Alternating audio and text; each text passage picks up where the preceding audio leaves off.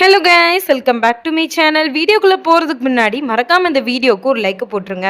Previous part link கீழே டிஸ்கிரிப்ஷனில் கொடுத்துருக்கேன், அதை செக் பண்ணி பாருங்க. சரி வாங்க நம்ம வீடியோக்குள்ளே போயிடலாம். ஸ்டார்டிங் சீனில் நம்ம ரோஷினியை தான் காமிக்கிறாங்க. அவளுமே எல்லாத்தையும் நினச்சி அழுதுட்டு இருப்பா. ஸோ அவங்க அம்மாவுமே வெளியில் வராங்க. யார்டா இது அப்படின்னு சொல்லி பார்க்கும்போது தன்னுடைய பொண்ணு அழுதுட்டு இருக்கிறது தெரியுது. என்னம்மா ஏமா அழுதுட்டு இருக்க அப்படின்னு சொல்லி கேட்கவுமே, நீ ஃபஸ்ட்டு வீட்டுக்குள்ளே வா அப்படின்ற மாதிரி சொல்லிட்டு இருக்காங்க. நான் அவளுமே என்ன அம்மன் வெளியில் அனுப்பிட்டாருமா, குடும்பத்தோட சேர்ந்தே வெளியில அனுப்பிட்டாரு, இனிமேல் உனக்கும் எனக்கும் உறவே கிடையாதுன்னு சொல்லிட்டாருமா அப்படின்னு சொல்லி அழுதுட்டு இருக்கா. ரோஷினியோடைய அம்மாவுமே எனக்கு புரியல, எதுக்கு ஒன்னு வெளியில அனுப்புனாரு அப்படின்ற மாதிரி கேட்டுட்டு இருக்காங்க. இதோட இந்த சீனுமே கட் ஆயிடுது. நம்ம அவனைத்தான் காமிக்கிறாங்க. ஸோ அவனுமே ரோஷினியை வெளியில அனுப்புனதை நினைச்சுக்கிட்டே அமைதியா உட்காந்துட்டு இருக்கான். ஸோ அங்க பாட்டியில இருந்து எல்லாருக்குமே ஃபேஸ் சரியில்லை.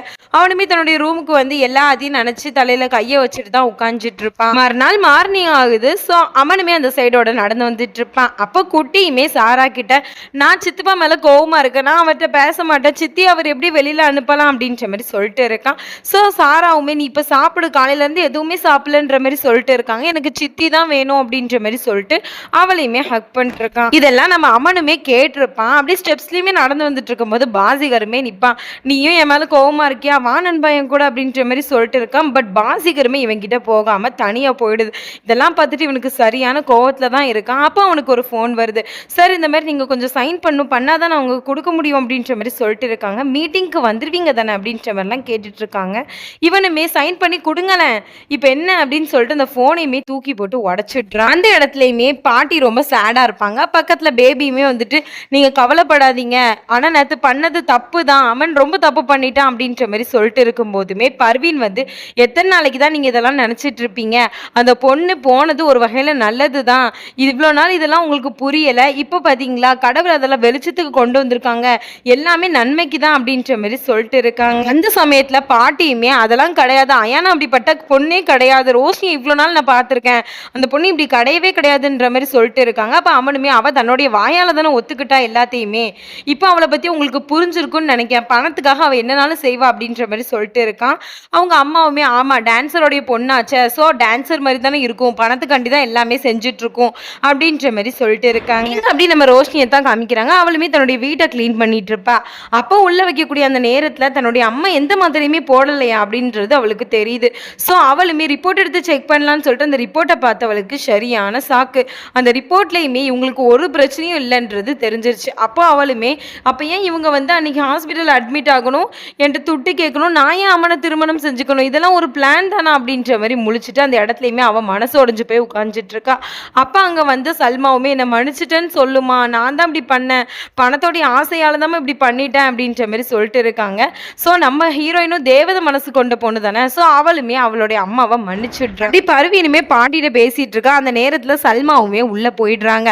இப்போ பர்வீனுமே யார் நீ எதுக்கு இந்த இடத்துக்குலாம் வார அப்படின்ற மாதிரி சொல்லிட்டு இருக்கும்போது நான் அம்மன்ட்ட பேசணும் அப்படின்ற மாதிரி சொல்லிட்டு இருக்காங்க.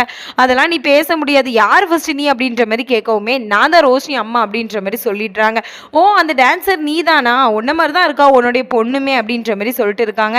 நீங்க என்ன பேசினாலும் எனக்கு கவலை கிடையாது, நான் இப்போ அம்மனை பார்த்து பேசணும் அப்படின்னு சொல்லிட்டு அம்மன்னு சொல்லிட்டு நடுவீட்டில் நின்றுமே கத்துறாங்க.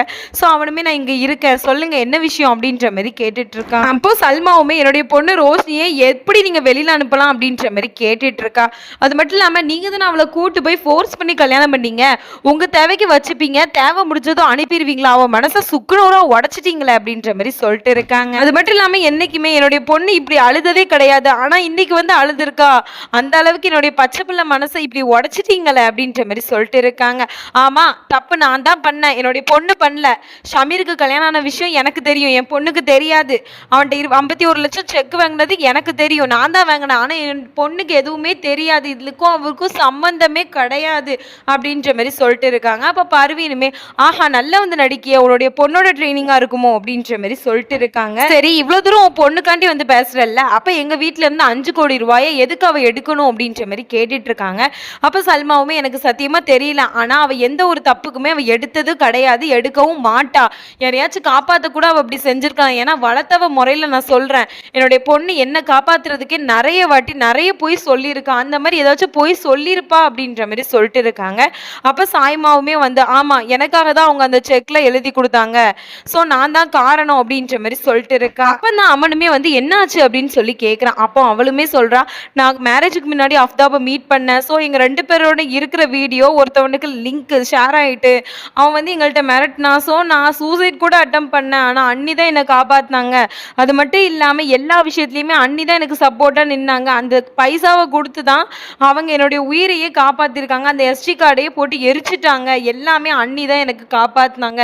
என்னுடைய கல்யாணம் நிக்கக்கூடாதுன்னு சொல்லிட்டுமே அவங்க தனக்கு மேலேயே பழிய தூக்கி போட்டுட்டு இந்த வீட்ல இருந்துமே போயிட்டாங்க அண்ணா அப்படின்ற மாதிரி சொல்லிடுறேன். இப்பதான் அந்த பையன் ரியலைஸும் பண்ணுதான். அது மட்டும் இல்லாம சல்மாட்டையுமே நீங்க என்ன சொன்னீங்க, வளர்த்த பொண்ணுன்னு சொன்னீங்கல்ல அப்படின்ற மாதிரி கேட்டுட்டு இருக்கான். அப்போ சல்மாவுமே ஆமா என்னுடைய பொண்ணு கிடையாது ரோஷினி, நான் வளர்த்த பொண்ணு தான். ஆனா ஆண்டவன் அந்த தேவதையை என்கிட்ட கொடுத்தான். அந்த தேவதையை வச்சு ஒழுங்கா வாழ கூட எனக்கு தெரியலையே. என்னுடைய கம்பல்ஷனால தான் அந்த பொண்ணு அந்த வீட்டில் டான்ஸும் ஆடினான். எனக்காக தான் எல்லா பொய்யுமே சொன்னான். தாமலே தானே போட்டுக்கிட்ட அந்த மாதிரி ஒரு பொண்ணு எனக்கு கிடைக்கவே மாட்டா. ஆனா நான் சொல்றேன் அம்மன், எல்லா விஷயத்துக்குமே நீ பதில் சொல்லி தான் ஆகணும். அது மட்டும் இல்லாம அந்த கடவுளே உன்னை சும்மா விட மாட்டார். என் பொண்ணு சுக்குநூறா உடச்சிட்டல நீ அப்படின்ற மாதிரி சொல்லிட்டு அந்த இடத்துல இருந்துமே போயிடுறாங்க. நம்ம ரூபினாக்குமே ஏதோ ஒன்று ஸ்ட்ரைக் ஆகுது. ஸோ அவங்களுமே ஜன்னல் வழியா நின்று பார்க்கும்போது அந்த இடத்துல நெருப்பு எல்லாமே சுத்திட்டு இருக்கு. அப்படி தன்னுடைய லாக்கெட்லயுமே வந்துட்டு அப்ப அவங்களுமே சொல்றாங்க, இந்த லாக்கெட் இப்ப அம்மனுக்கு போய் சேரணும். இந்த லாக்கெட் யாருக்கிட்ட இருக்கோ அவங்களுக்கு அதிக சக்தி கிடைக்கும் அப்படின்றது ஒரு ஐதீகம் அப்படின்ற மாதிரி. உடனே இவங்களும் அம்மன் வீட்டுக்கு போலான்னு வரக்கூடிய அந்த நேரத்துல அந்த இடத்துலயுமே எப்படியோ அந்த மேஜிக் டோரை எடுத்துட்டு ராக்ஜினுமே வந்துடுது. ஸோ ராக்ஜினுமே இந்த மாதிரி அந்த டாலர் என்கிட்ட கொடு அப்படின்ற மாதிரி கேட்டுட்டு இருக்கா. ஆனா ரூபினாவோ அதெல்லாம் நான் உனக்கு தரமாட்டேன், நீ ஒரு தீய சக்திக்கு தோண போறவங்கள்ட்ட நான் என்னைக்குமே நான் கொடுக்க மாட்டேன் அப்படின்ற மாதிரி சொல்லிட்டு இருக்காங்க. அப்போ உன்னுடைய பொண்ணோட உயிர் ஆபத்துல இருக்கு பாத்துக்கோ அப்படின்ற மாதிரி சொல்றாங்க. ஸோ இவங்களுமே பாக்குறாங்க. அங்க பார்த்தா ஜாம்பி சோல்ஜர்ஸ் ஃபரா பின்னாடி சுத்திட்டு தான் இருக்கிறாங்க. ஸோ இதெல்லாம் பார்த்துட்டு ப்ளீஸ் என்னுடைய பொண்ணை விட்டுரு அப்படின்ற மாதிரி சொல்லிட்டு இருக்காங்க. நீ லாக்கெட்டை கழட்டி கொடுக்கலன்னா அந்த ஜாம்பி சோல்ஜர்ஸ் உன்னுடைய பொண்ணை கொன்றுவாங்க அப்படின்ற மாதிரி மிரட்டிட்டு இருக்கான். ஸோ இவங்களுமே அந்த லாக்கெட்டை கழட்டி கொடுத்துடுறாங்க. அதுக்கப்புறம் அவங்களையுமே தாக்கிட்டு போயிடுறான். எந்திரிச்ச ஃபராவுமே அம்மா உங்களுக்கு என்னாச்சுன்னு சொல்லிட்டு அவங்க அம்மாவையுமே இப்ப கதறி அழுதுட்டு இருக்கா. அப்படி இங்க அம்மனுமே ரொம்ப கிளிட்டியா நான் ஏன் இவ்வளவு பெரிய தப்பு பண்ணிட்டேன் அப்படின்ற மாதிரி தான் உட்காந்துட்டு இருப்பேன். அங்க வந்த பாட்டியுமே நான் தான் சொன்னோம்ல ரோஷினி அப்படி கிடையாதுன்னு, நீ செஞ்ச தப்ப நீ தான் திருத்தணும் அம்மன், போய் நம்மளுடைய வீட்டு மருமகளை கூட்டிட்டு வா அப்படின்ற மாதிரி சொல்லிட்டு இருக்காங்க. இங்க சல்மாவுமே வீட்டு வாசல்ல தான் உட்காந்து அழுதுட்டு இருக்காங்க. அவனுமே வந்துட்டு நான் ரோஷினியை கூட்டு போக வந்திருக்கேன், ரோஷினி அப்படின்னு கத்திட்டு இருக்கான். இப்போ வந்து என்ன பிரயோஜனம், அவன் இந்த இடத்த விட்டே போயிட்டான், என் பொண்ணு போயிட்டா அப்படின்ற மாதிரி கதறி அழுதுட்டு இருக்காங்க. இவனுமே என்னாச்சு அப்படின்னு சொல்லி கேட்கும்போது இந்த லெட்டரை பாருங்க அப்படின்னு சொல்லிட்டு அந்த லெட்டரையுமே கொடுக்காங்க. அதுலயுமே ரோஷினி நான் இனிமேல் என்னுடைய வழியில நான் வாழ போறேன், ப்ளீஸ் என்னை விட்டுடுங்க அப்படின்ற மாதிரி எழுதி வச்சுட்டு யாரும் என்ன தேடாதீங்கன்னு போட்டிருக்காங்க. ஸோ இதெல்லாம் பார்த்துட்டு சல்மாவுமே தலையில அடிச்சிட்டாங்க.